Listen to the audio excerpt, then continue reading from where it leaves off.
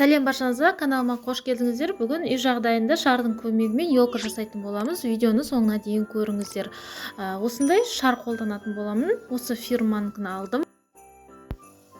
Ең әуелі бірінші шарларымызды көз мөлшерімен үрлеп аламыз. Екі шарымызды бір-бірімен байлайтын боламыз. Жіп қолданудың қажеті жоқ. Осылай видеода көрсетілгендей шардың өз-өзімен байлайтын боламыз. Барлығын осылай байлап шығатын боламыз. Көріп тұрғандарыңызда екеуін байлап шықтық. Енді қалған екеуін де байлаймыз. Тағы да көріп тұрғандарыңызда оп-оңай жасалады. Балдарыңызға қуантып үй жағдайында жасап берсеңіздер болады. Көз мөлшерімен барлығын осылай үрлеп алдым.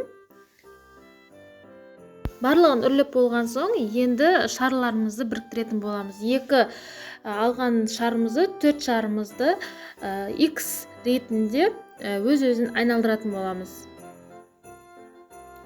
Көріп тұрғандарыңыздай, шарын өз-өзімен X образны етіп айналдырып аламыз. Барлығын айналдырып аласыздар. Осылай төрт шарымызды айналдырып болған соң, енді бесінші шар қосатын боламыз. Бесінші шарымызды үрлейміз. Үрленген шарымызды қақ ортасынан басын айналдырып, видеода көрсетілгендей байлап аламыз. Енді кішкентай шарымызға суды толтырып, тағы да ортасынан өткізіп байлаймыз. Бұл ең соңғы қатар болып саналады. Бірінші қатар. Барлық жасап шыққан төрт шарымызға 5 шарымызды қосып шығамыз. Тағы да көрсетейін. Төрт шарымызды осылай X ретінде айналдырамыз да, 5-ші шарымызды үрлеп, қақ ортасынан айналдырамыз да, өзін байлаймыз. Негізі жасап көріңіздер, өте оңай жасалады.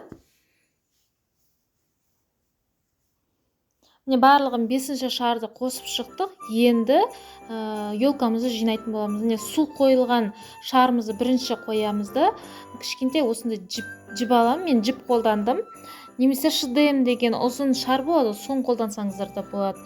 Осылай байлап, үстіне екінші қатарымызды қойып, жіпті видеода көрсетілгендей астына қосып, астын іліп алып, шарымызды байлаймыз. Су өзінде шарымыз әдемі болып тұрады. Екінші қатарда байлап болдық. Енді үшінші қатарымызды қоямыз. Тағы да осылай байлап шығамыз жібімізбен бірге. Егер жіптеріңіз таусылып қалған болса, тағы да жіп байлап жүрсеңіздер болады. Төртінші қатарды қойып жатырмын. Төртінші қатарымызды тағы видеода көрсетілгендей шарымызды жинаймыз.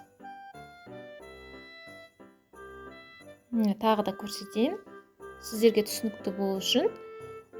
Осылай астыңғы шарды қосып, үстіне шығарып, осылай байлайсыздар. Су кезінде сіздердің шарларыңыз шашылып кетпейтін болады, әдемі тіке болып тұрады.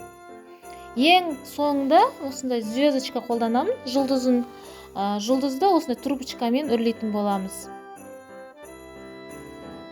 Үрлеп болдым. Енді бұны жіппен байлаймын да, жұлдызымызды елкамызға орналастырамыз. Звездочкадағы жібімізді ұзындырақ қылып алыңыздар, сосын видеода көрсетілгендей орын байлап шығасыздар шарымызға. Шардан жасалған елкамыз дайын болды. Сіздер де жасап балдарыңызды қуантыңыздар. Менің жаңа видео рецепттерімді, қызықты видеоларымды көргіңіз келсе, каналыма тіркелуді ұмытпаңыздар.